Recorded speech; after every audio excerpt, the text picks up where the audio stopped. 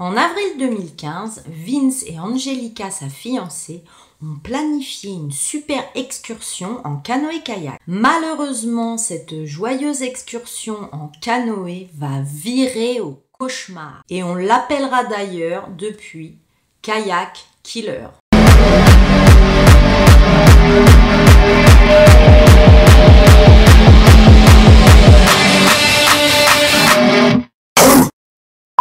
Bienvenue sur Cécile Story, je suis ravie de vous retrouver et j'espère que vous allez bien. Moi je vais de mieux en mieux et d'ailleurs je vous remercie de me le demander dans les commentaires, mais vous êtes vraiment des amours. Allez, ça suffit en blabla, si tu ne l'as pas fait pour m'aider, abonne-toi. Et en plus j'ai plus de 100 vidéos effrayantes que tu pourras regarder. Allez, c'est parti! Vincent Alexander Viaforé était un natif de New York né en août 1968. Après avoir obtenu son diplôme d'études secondaires en 86, il a eu une carrière fructueuse en tant que chef de projet dans le département de la construction. Alors Vince, lui, c'était le gars qui aimait s'amuser, vive la bamboche. En plus, c'est un excellent cuisinier qui adorait recevoir ses amis et il adorait tous les sports qui se passaient dans l'eau. Il avait été déjà marié une première fois et divorcé. Il va rencontrer Angelica, fille de policier et de mère au foyer en Lettonie. La Lettonie, c'est un pays qui se trouve juste à côté de la Russie. Angelica, elle aussi, a déjà été mariée et divorcée car elle était insatisfaite de son mariage. Et d'ailleurs, elle était souvent très insatisfaite de toutes les liaisons qu'elle avait avec des hommes. Donc ils vont se rencontrer en septembre 2013. Maintenant, Angelica, elle était serveuse. Mais avant, elle avait démarré aux États-Unis comme nounou. Elle avait 35 ans et elle tombait donc amoureuse de Vince qui en avait 46. Ils étaient tous les deux très extravertis et leurs intérêts se chevauchaient. Ils aimaient la randonnée, le tir à la carabine, le billard. Ils avaient une vie sociale extrêmement active, grosse bamboche ensemble. Et quelques mois après leur rencontre, ils s'entendent tellement bien qu'ils vont se fiancer. Ils diront que la proposition de Vince était spontanée, ils étaient tous les deux dans un steakhouse et tout d'un coup il l'a demandé en mariage, lui tendant comme bague une tranche de rondelle d'oignon du grill. Vous l'avez compris, leur couple était basé sur la joie, l'attirance pour les soirées et Vince était fier de montrer sa jeune et jolie fiancée à tout le monde. Ils vivent donc ensemble à Poughkeepsie, New York, au moment de l'histoire. Le 19 avril 2015, Vince et Angelica doivent faire du kayak à Plum Point, Bannerman's Island, sur la rivière Hudson. D'ailleurs, cette île a un magnifique château dont je vous mets les photos. À savoir qu'Alexandra est amie avec un des gardiens de l'île.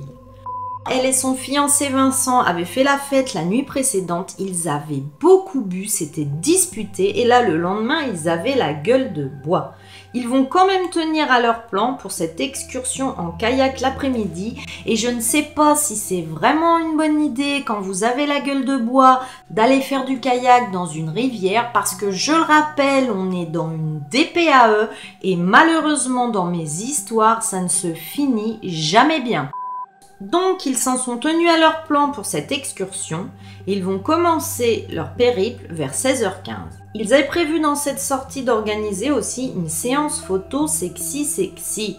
Ils avaient apporté des sous-vêtements pour Angelica et des talons hauts, mais ils ont décidé que le temps se gâtait et qu'il faisait trop froid pour faire cette séance photo dénudée. Les deux ont décidé de faire demi-tour parce que la météo, là vraiment, elle devenait violente. Pluie et vent à gogo. Ils se sont promenés, ont bu des bières et ils ont quand même pris quelques photos en gros pull molletonné. Et là, allez savoir pourquoi, ils vont décider de mettre les kayaks à l'eau malgré le mauvais temps, mais pourquoi? Vers 19h40, ce jour-là, Angelica va appeler le 911. Dans un enregistrement de l'appel, elle semble paniquée. Elle indique au répartiteur leur emplacement dans la rivière et leur demande « S'il vous plaît, appelez n'importe qui ». Elle explique qu'elle et son fiancé faisaient du kayak, que son kayak s'est renversé et qu'il était maintenant dans l'eau, que le courant l'entraînait vers le sud, tandis que les vagues l'emportaient vers le nord. Il tourbillonnait. Il n'a pas de gilet de sauvetage, dira-t-elle. Il se tient un petit coussin flottant. Je ne peux pas l'atteindre, il y a beaucoup de vent et de vagues qui arrivent, et je ne peux pas le ramener vers moi. On entendra le vent sur l'enregistrement et comme un claquement rythmique de vagues contre son kayak.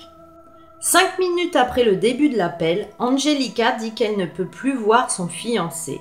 Elle va commencer à s'affoler, à gémir, à crier et tout naturellement le répartiteur de l'appel va essayer de la calmer.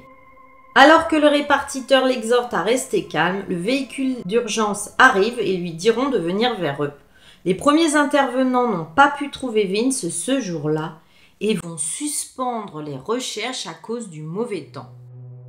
Malheureusement, son corps a été retrouvé le 23 mai dans la rivière à quelques kilomètres de Plum Point. Quelques jours après l'accident, les policiers vont interroger Angelica et cela va durer à peu près 11 heures. Et cet interrogatoire, vous allez le voir, va être extrêmement bizarre. Déjà dans cet interrogatoire, elle va affirmer que les vagues ont submergé le kayak de Vincent, qu'elles étaient très fortes et que c'est ce qui l'a fait chavirer. Mais elle a admis qu'il manquait peut-être le bouchon de vidange du kayak, ce qui aurait entraîné de l'eau à l'intérieur. Déjà, les autorités se demandent si Angelica n'a pas quelque chose à voir avec ce fameux bouchon de vidange. Ensuite, un enquêteur va déclarer qu'Angelica lui avait parlé de tenir la pagaie pour aider Vince, tirer le kayak. L'enquêteur trouvait ça bizarre. Mais les soupçons sur Angelica ont commencé à grandir peu de temps après la disparition de Monsieur Vincent Fior, en partie à cause d'un comportement que certains considéraient comme étrange et inapproprié. En effet, elle va publier quelques jours après la disparition de son fiancé une vidéo d'elle-même très joyeuse en train de faire la roue sur Facebook et de chanter Hotel California dans un bar. De plus, ses dires lors des différentes auditions vont poser problème. Un enquêteur dira qu'Angelica a admis avoir retiré elle-même le bouchon de vidange du kayak pour qu'il se charge d'eau. Au cours de l'entretien, elle aurait affirmé que Vince avait une nature contrôlante, qu'il était possessif, qu'il l'a forcé à se livrer à des activités intimes avec d'autres personnes, qu'il aimait les trios, à 3 donc, et elle ne voulait pas. Angelica aurait dit « Je voulais sa mort et maintenant il est parti et je suis d'accord avec ça. » Elle a été enregistrée dans cette salle d'interrogatoire, détendue, en train de faire des poses de yoga et de la marelle comme une enfant. C'est une attitude que je ne comprends pas, qui est totalement dingue. D'ailleurs, je vais vous mettre des vidéos où on voit qu'elle bouge et qu'elle a une attitude vraiment étrange. Vous me direz dans les commentaires ce que vous en pensez.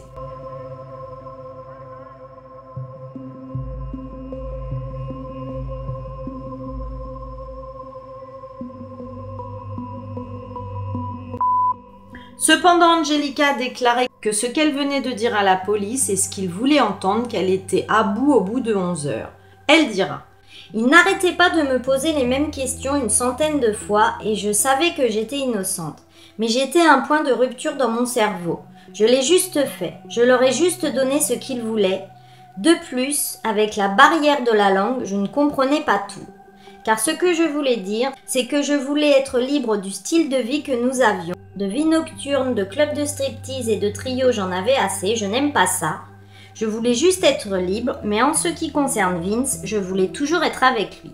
Je ne suis pas une tueuse, je suis une bonne personne. J'ai grandi avec un père policier, je leur fais confiance et c'était mon tort. » Pourtant, un témoignage va faire son apparition, c'est celui de la sœur de Vince qui va déclarer que la relation entre eux deux n'était pas si heureuse que ça, pas si heureuse qu'elle voulait bien le dire.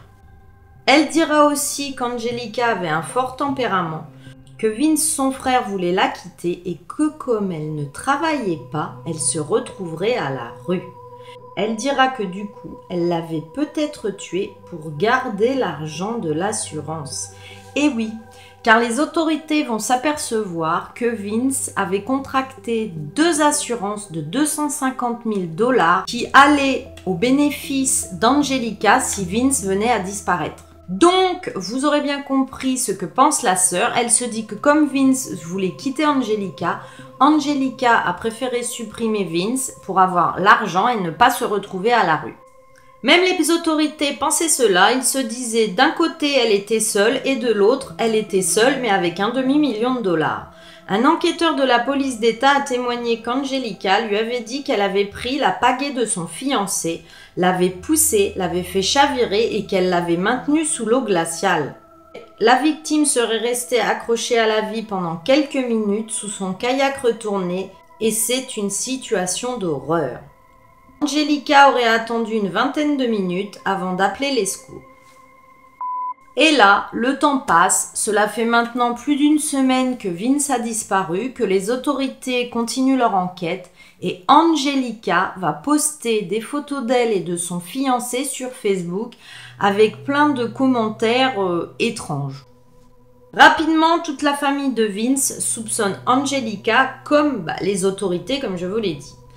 Puis, un expert en kayak de la police va déclarer que Vince n'était pas habillé correctement pour faire ce genre de sport et par rapport à la météo au froid. Il n'avait pas de gilet de sauvetage ni de combinaison de plongée et il utilisait un mauvais type de kayak pour cette rivière. Les tests vont aussi révéler qu'effectivement, il n'y avait pas le bouchon de vidange. Que devient Angelica par la suite? Déjà, son procès fera beaucoup de bruit médiatique. En effet, on s'est aperçu que selon une recherche, quand ce sont des femmes qui sont accusées de meurtre et qui sont jolies en plus, mais les gens se passionnent pour ces affaires parce qu'a priori le public ne peut pas admettre qu'une femme qui est censée être douce et attentionnée puisse se transformer en tueuse. Donc ce procès va énormément intéresser le public.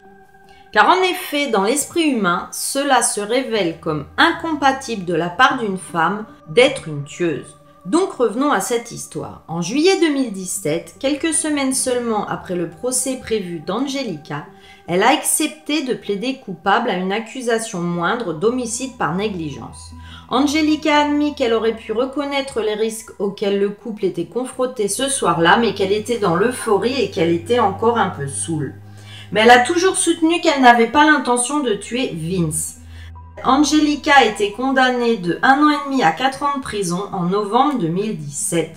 Pendant son séjour à la prison du comté de Orange, Angelica a participé à une étude biblique. Elle a retrouvé la foi plus que jamais. Elle va à l'école et envoie des lettres et des dessins à sa famille restée en Lettonie. Dans une déclaration lue par son avocat, elle a exprimé son mécontentement en disant « Jamais je n'aurais imaginé me réveiller un jour et me retrouver derrière les barreaux, accusée de tuer l'homme de ma vie que j'aime. Tout ce processus a été incroyablement difficile pour moi. Je ne pense pas avoir été traitée équitablement. Car ils m'ont dit « Acceptez le plaidoyer et vous sortirez avant décembre ». En fait d'accepter de vivre avec un crime inscrit dans mon dossier, ce n'était pas une décision facile. Je suis allée dans cette direction car je voulais ressortir au plus vite. C'était bien plus rapide pour moi comme ça. Angelica dira aussi qu'elle était émue quand elle se souvenait de la dernière image de Vincent, sa tête et son bras sortant de l'eau. Je suis émue quand je pense à Vincent, à la dernière image que j'ai de lui, sa tête et son bras sortant de l'eau, poussant la pagaie vers moi et n'arrivant pas à se sauver. Je dois laisser tomber cette idée, je ne peux pas vivre avec ça tout le temps. Tout le monde peut dire ce qu'ils veulent, je connais la vérité et Dieu connaît la vérité. Et là, quelques jours avant Noël, en décembre 2007, Angelica va être libérée. La famille de Vincent va être totalement atterrée. Après avoir passé un peu plus de 2 ans et demi en prison avec un crédit pour le temps passé, elle sortira libre. Elle est restée en liberté conditionnelle pendant environ 16 mois après sa libération et risquait d'être expulsée. Alors que la famille de Vince croyait qu'Angelica l'avait tuée, elle est restée imperturbable, elle crie son innocence. Le premier repas d'Angelica en tant que femme libre a eu lieu au Café Haut de Goms à Lexington Square où elle a commandé un martini et des crustacés.